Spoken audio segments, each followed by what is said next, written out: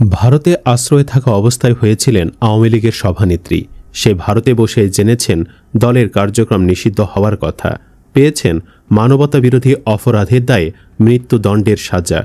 পৃথিবীর ইতিহাসে সরকার প্রধান হিসেবে দীর্ঘতম সময় ক্ষমতায় থাকা নারী প্রধানমন্ত্রী শেখ হাসিনা। রাজনীতিতে যার উত্থান পতন দুই ছিল নাটকীয়তায় মোড়া। প্রধানমন্ত্রী হবার আগে বিবিসিকে দেওয়া এক সাক্ষাৎকারে হাসিনা বলেছিল, দেশের মানুষের সেবা নয়, বাবাকে যারা শেষ করেছে তাদের বিচার করাই হবে আমার কাজ। হাসিনা তার কথা রেখেছে। দেশ নয়, বাবাই ছিল হাসিনার কাছে শেষ কথা। আমাদের এই ভিডিওতে আলোচনা করব হাসিনার উত্থান পতনের গল্প নিয়ে। চলুন শুরু করা যাক। প্রায় ৪৫ বছর ধরে বাংলাদেশের রাজনীতিতে প্রবল প্রতাপের সাথে নিজেকে দৃশ্যমান রেখেছিলেন স্বৈরাচারী হাসিনা। কখনো আওয়ামী লীগের সভাপতি হিসেবে, কখনো বিরোধী দলীয় নেত্রী, আবার কখনো প্রধানমন্ত্রী হিসেবে। সমালোচকদের মতে ৭৬ বছর বয়সী রাজনৈতিক দল আওয়ামী লীগে ৪৪ বছর ধরে শীর্ষ নেতৃত্বে থাকা শেখ হাসিনার সবশেষ শাসনামলে নেওয়া নানা সিদ্ধান্তের কারণেই হুমকির মুখে পড়েছে দলটি। ইতোমধ্যেই কার্যক্রম নিষিদ্ধ করা আওয়ামী লীগের ওপর পুরোপুরি নিষেধাজ্ঞা আরোপের দাবিও তুলেছেন বিরোধীদের অনেকে। ১৯৭৫ সালের এক সামরিক অভ্যুত্থানে সপরিবারে নিহত হন আরেক স্বৈরাচার রাষ্ট্রপতি শেখ মুজিবুর রহমান। দেশের বাহিরে থাকার কারণে প্রাণে বেঁচে যান তার দুই মেয়ে শেখ হাসিনা ও শেখ রেহানা। কোণঠাসা হয়ে পড়ে আওয়ামী লীগ। ১৯৭৬ সালে সামরিক সরকারের সময় পলিটিক্যাল পার্টিজ রেগুলেশনের আওতায় নতুন করে নিবন্ধন নিয়ে রাজনীতির মাঠে দৃশ্যমান হতে শুরু করে আওয়ামী লীগ।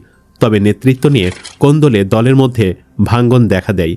পরে দলটির নেতা আব্দুর রাজ্জাক, ডক্টর কামাল হোসেন এবং বেগম জোহরা তাজউদ্দিনের উদ্যোগে শেখ হাসিনাকে দেশে ফিরিয়ে দলের হাল ধরার সিদ্ধান্ত নেওয়া হয়।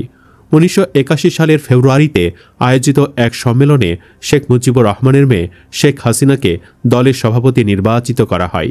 এই ঘোষণার সময়ও হাসিনা ভারতে স্বেচ্ছা নির্বাসনে ছিলেন। দলীয় নেতা হওয়ার ২ মাস পর দেশে ফেরেন হাসিনা। রাজনৈতিক বিশ্লেষকরা বলেন, বঙ্গবন্ধুর কন্যা, এই কারণে দলের মধ্যে তার একটা সর্বজনীন গ্রহণযোগ্যতা ছিল। সেই আবেগ কাজে লাগিয়ে তাকে সভাপতি করা হয়।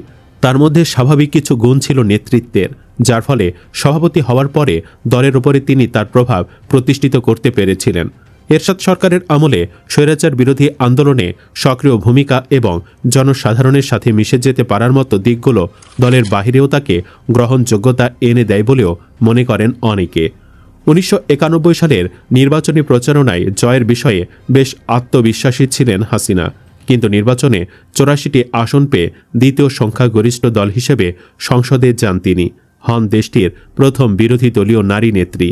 ১৯৯৬ সালের ফেব্রুয়ারিতে আয়োজিত নির্বাচনে কারচুপির অভিযোগ এনে তত্ত্বাবধায়ক সরকারের দাবিতে আন্দোলনে নামে আওয়ামী লীগ। একই বছর জুনে আয়োজিত নির্বাচনে ১৩৩টি আসন পায় আওয়ামী লীগ। প্রথমবারের মতো প্রধানমন্ত্রী হন হাসিনা। তার সরকার ৫ বছরের মেয়াদ পূর্ণ করে ২০০১ সালে বাংলাদেশের ইতিহাসে প্রথমবার সংঘাতহীনভাবে ক্ষমতা হস্তান্তর করেন। সংসদের বিরোধী দলীয় নেত্রী থাকার সময় ২০০৪ সালে আওয়ামী লীগের এক সমাবেশে গ্রেনেড হামলার শিকার হন শেখ হাসিনা। সেই হামলায় নিহত হন আরও ২৪ জন, আর আহত হয় আরও অনেকে। কেউ কেউ বলে থাকেন, সিম্প্যাথি আদায়ের লক্ষ্যে গ্রেনেড হামলার নাটক হাসিনারই সাজানো। এই ঘটনা ২ বছর পর বিএনপি সরকারের মেয়াদ ফুরিয়ে এলে তত্ত্বাবধায়ক সরকারের প্রধানের পদ নিয়ে অনড় অবস্থান নেয় আওয়ামী লীগ। এর ফলে সৃষ্ট রাজনৈতিক সহিংসতার জের ধরে ২০০৭ সালে জারি করা হয় জরুরি অবস্থা। সে সময় আলোচনায় আসে -2 ফর্মুলা। চাঁদাবাজির এক মামলায় দীর্ঘ রাজনৈতিক জীবনে প্রথম এবং সেই একবারই গ্রেপ্তার হয়ে জেলে যান শেখ হাসিনা। ২০০৮ সালে আয়োজিত নবম জাতীয় নির্বাচনে ২/৩ আসন নিয়ে সরকার গঠন করে আওয়ামী লীগ। দ্বিতীয়বারের মতো প্রধানমন্ত্রী হন শেখ হাসিনা। বলা হয়, এই নির্বাচনে প্রভাব রেখেছিল ভারত, যার কারণে হাসিনা বরাবরই ভারতের কথায় উঠবোস করত। হাসিনার দায়িত্ব নেওয়ার কয়েক মাস পরেই ঘটে যায় বাংলাদেশের ইতিহাসের সবচেয়ে আলোচিত একটি হত্যাকাণ্ডের ঘটনা, বিডিআর বিদ্রোহ, যেখানে শেষ করা হয় ৫৭ জন সেনা কর্মকর্তাকে।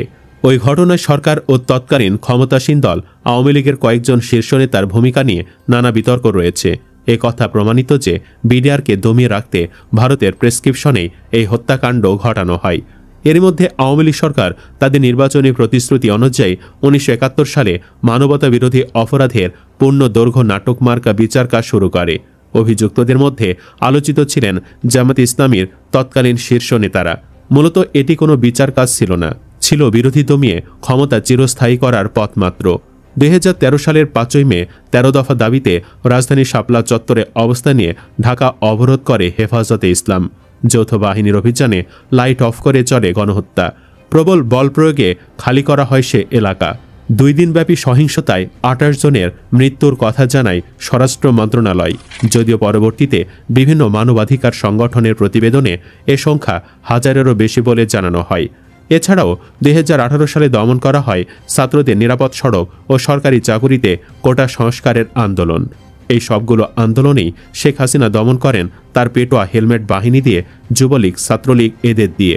বিশ্লেষকদের মতে 2024 সালে দ্বিতীয় দফায় সরকারি চাকরিতে কোটা সংস্কারের আন্দোলনেও একই প্রক্রিয়া অনুসরণের চেষ্টা করে শেখ হাসিনার নেতৃত্বাধীন আওয়ামী লীগ সরকার।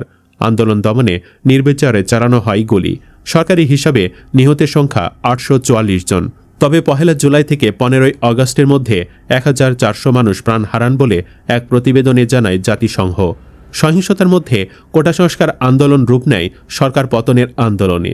5 আগস্ট গণঅভ্যুত্থানের মুখে দেশ ছেড়ে ভারতে চলে যান শেখ হাসিনা। শেখ হাসিনা দলের সবাইকে বাঘের মুখে ফেলে দিয়ে গুটি কয়েক সঙ্গী ও আত্মীয়দের দেশের বাইরে পাঠিয়ে দিয়ে নিজেকে নিরাপদ করেছেন।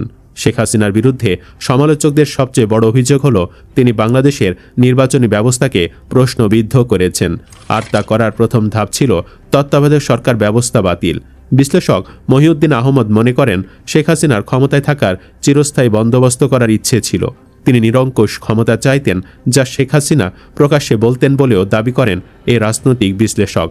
তিনি বলেন, সেভাবে ক্ষমতা নিরঙ্কুশ করতে গেলে এই তত্ত্বাবধায়ক ব্যবস্থাকে তিনি অনুকূল মনে করেন নাই।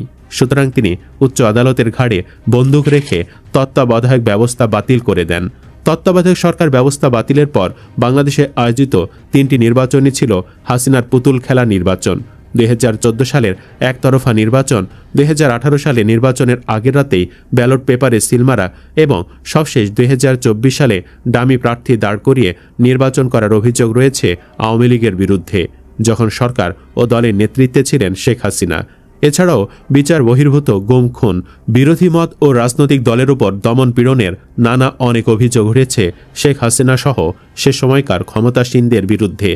একদিকে এসব বিষয়ে শেখ হাসিনার বিরুদ্ধে দেশের মানুষের মধ্যে যেমন ক্ষোভ জমেছে, অন্যদিকে পদ্মা সেতু এবং মেট্রো রেলের মতো অবকাঠামোগত উন্নয়নের জন্য অনেক প্রশংসাও পেয়েছেন তিনি। যদিও এসব প্রকল্প সহ বিভিন্ন খাতে ব্যাপক দুর্নীতিরও অভিযোগ রয়েছে তার সরকারের বিরুদ্ধে। শেখ হাসিনার বিরুদ্ধে নানা অভিযোগ থাকলেও সবশেষ যে মানবতা বিরোধী অপরাধে তিনি দোষী সাব্যস্ত হয়েছেন, তাতে তার মৃত্যুদণ্ডের রায় দেওয়া হয়েছে। সেখান থেকে তার রাজনীতিতে ফেরার কোনো সুযোগ আছে কিনা উঠছে এমন প্রশ্ন। বিশ্লেষকরা বলছেন, এর উত্তর নির্ভর করবে সামনের দিনগুলোতে কারা আসবে এবং তারা কি কাজ করবে।